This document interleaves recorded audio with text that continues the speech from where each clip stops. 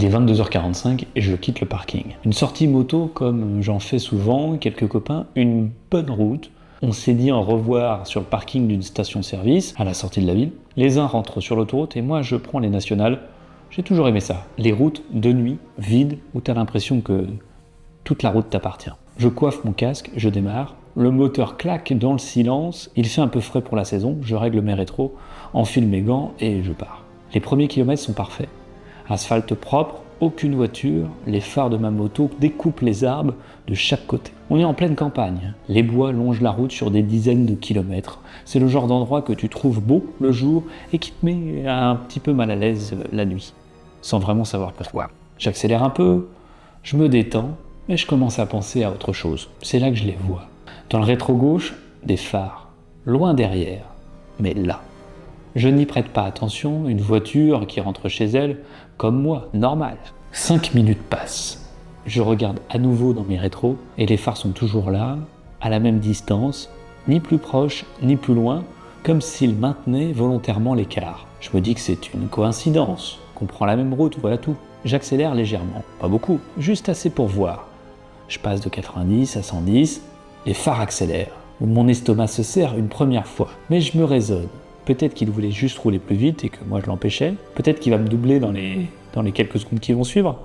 Il ne double pas. Je ralentis, je repasse à 80 volontairement pour laisser passer. S'il veut aller plus vite, la route est libre. Les phares ralentissent aussi. Cette fois, quelque chose change dans ma tête. C'est une alerte. Ce signal que ton corps envoie avant même que ton cerveau ait eu le temps de formuler une pensée claire. Quelque chose ne va pas. Je compte les minutes. Et 10 minutes maintenant que ces phares sont toujours dans mon rétro. 10 minutes exactement à la même distance que j'accélère ou que je ralentisse. Je connais une route secondaire sur la gauche. Elle part en pleine forêt, elle serpente sur 3 km et elle ne mène nulle part. Enfin, à un petit hameau de 4 maisons que je connais bien parce que c'est un copain qui habite là-bas. Aucune raison logique de prendre cette route si tu ne connais pas le coin. C'est le genre de chemin que tu prends seulement si tu sais où tu vas. Je la prends. Sans clignotant, sans ralentir franchement, une décision sèche au dernier moment. Et j'attends 10 secondes, 20 secondes. Je commence à souffler. J'ai eu tort. C'était juste une coïncidence et il a continué tout droit. Les phares tournent. Ils prennent la même route. Là, mon cerveau arrête de chercher des explications rationnelles. Il n'y en a plus. Personne ne prend cette route par hasard. Personne.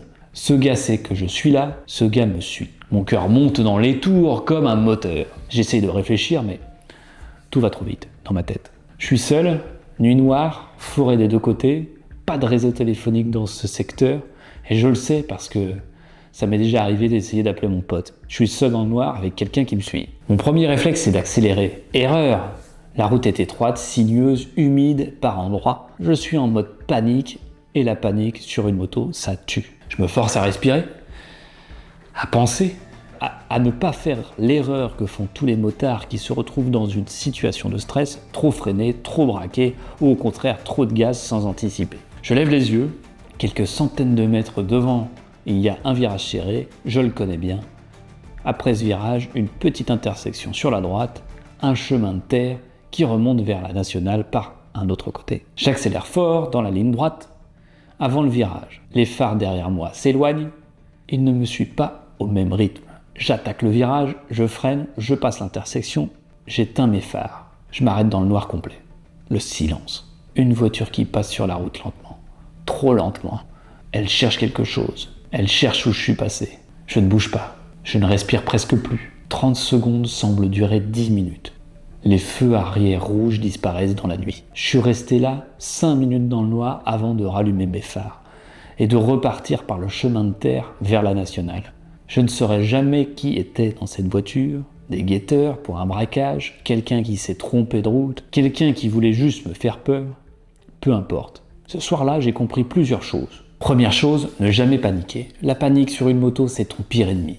Ton cerveau te dit de fuir, mais fuir vite dans le noir sur une route que tu connais pas bien, c'est risquer un accident bien réel.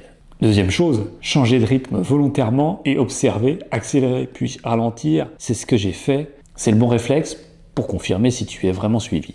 Troisième chose, trouver un endroit éclairé et fréquenté. Une station-service, un fast-food ou vers la nuit, n'importe quel endroit avec des gens et de la lumière, pas une forêt. Quatrième chose, ne jamais rentrer directement chez toi si tu penses être suivi. Tu n'as pas envie que quelqu'un sache où tu habites et où tu gares ta moto. Cinquième chose, appeler quelqu'un dès que tu as du réseau, pas pour qu'il vienne te sauver la vie, mais pour qu'il y ait un témoin, pour que quelqu'un sache où tu es. Cette nuit-là, je m'en suis sorti par chance et par instinct. Mais l'instinct, ça se prépare. Et c'est exactement pour ça que je fais des vidéos. Si toi, tu as vécu quelque chose de similaire sur la route, raconte-moi en commentaire. Les meilleures histoires feront l'objet d'une prochaine vidéo. Et si cette vidéo t'a appris quelque chose, partage-la à un motard que tu connais. Ça peut lui sauver la mise un jour. Avant de te laisser, j'ai quelque chose d'important à te dire. Je suis en train de préparer une formation moto et je veux qu'elle soit vraiment utile. Pas juste une formation générique. Une formation construite autour de vos besoins. Tes peurs de la moto, tes blocages ou tout ce que tu veux progresser, que ce soit pour passer ton permis ou améliorer ta conduite, j'ai besoin de le savoir maintenant. Il y a un formulaire en description, ça prend 2 minutes à remplir. C'est ta chance de donner ton avis avant que les vidéos soient tournées. Dans quelques jours, c'est terminé, le lien est juste en dessous. D'ici là, on se dit à très vite, une vidéo tous les jours. À demain, bisous bisous, ciao.